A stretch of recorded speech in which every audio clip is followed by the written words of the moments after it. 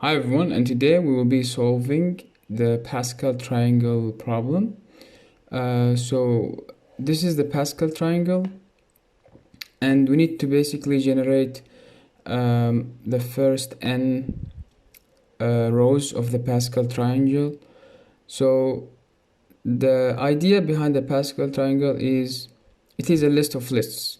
So each list we call row. So each row is based on the previous row. So each row, the property here is that each row begins with a 1 and ends with a 1.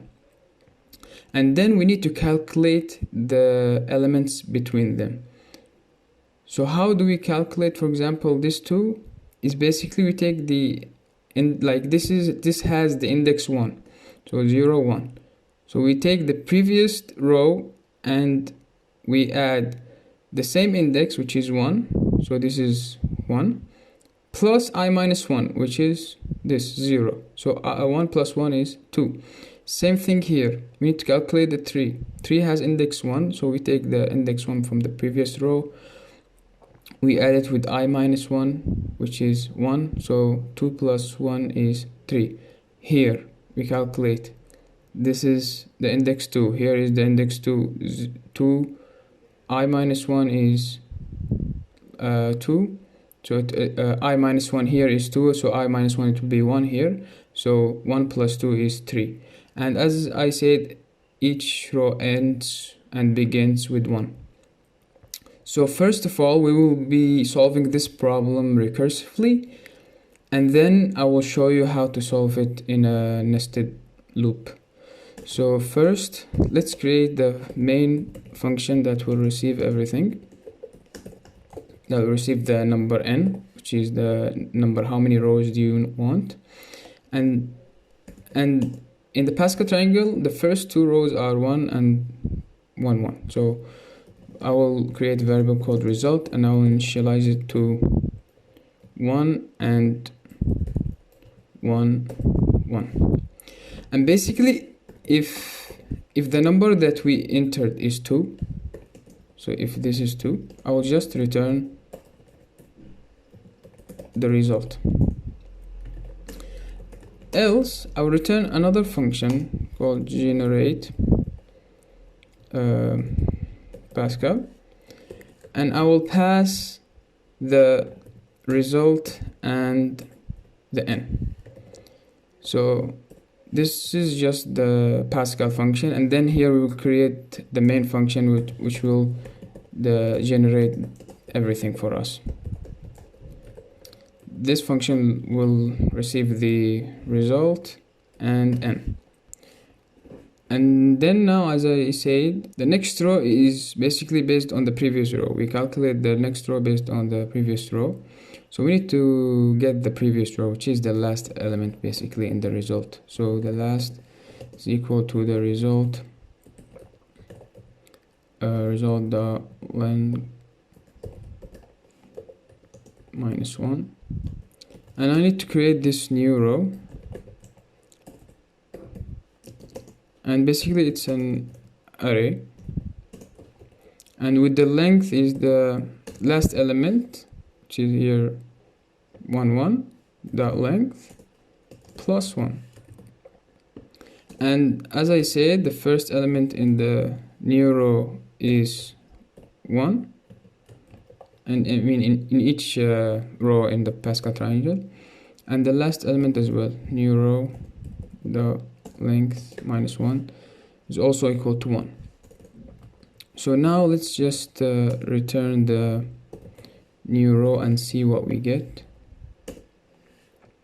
Okay, so now we want to calculate this element. How we calculate this element? By looping through the array, the new row I mean.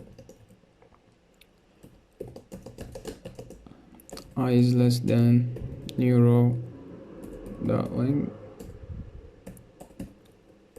I plus plus. So, but we already know that the first element is 1 and the last element is 1, so we don't need to go over them. And now we need to calculate the new row I, which is every element in between those. So for example, those element, this element, and it will be equal to the last, as I said, it's based on the previous, so the last I plus the last I minus 1. So for example, here I plus I minus 1, here I plus I minus 1, here this is I because it's 2, I plus I minus 1. So now let's compile, and it gives us 2. So for example, here if the last element here was 1 2 1, it should give us this array. Yeah, but now we need to just push first. Let me delete this. We will push this to the result, right? So we need to say result dot push. We need to push the new row.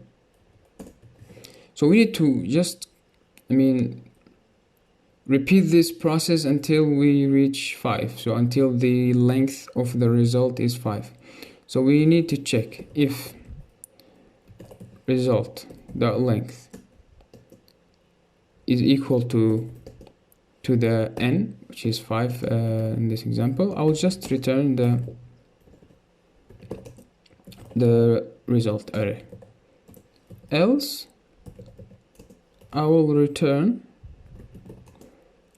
the same function again with the new result array and the same n. I'll delete this, and it will repeat the process. The first time it will push this to the result, and in the next iteration the last element will be this. So the last element will be assigned again to the last element in the result, and it will do the same process to create a new row, and it will initialize it to 1 1, and then it will initialize the elements in between, and it will push and it will check. So let's check now. Okay, what's the problem here? If result dot length is equal to n, return result. Okay, so the problem is so silly. Here is the problem. I was searching up there and trying to find out the problem. I thought the problem is here. I didn't notice. Sorry for that. And now, as you can see, we get everything right. Now let me show you how to do it without recursion. So basically, after receiving the element here, we need to make a loop, and the loop will start from 2 because we already have the first 2 elements, and I is less than n, and then I plus plus, and basically what's inside the loop is basically the same thing here, and at the end we will just return the result.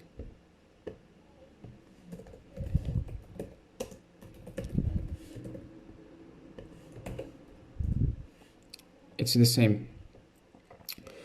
So this is it, but just to make the solution a little bit perfect, we need to check 2 more things, just if it's equal to 0 and if it's equal to 1. So if it's equal to 0, we just return an empty array, and if it's equal to 1, we just return 1. If it's 1, return 1. If it's 0, it will return an empty array. So that's it, guys. Hopefully it was helpful, and please, if you have any other solution than that, please feel free to post it in the comments, and like the video and subscribe if you want to see more, and see you in the next one.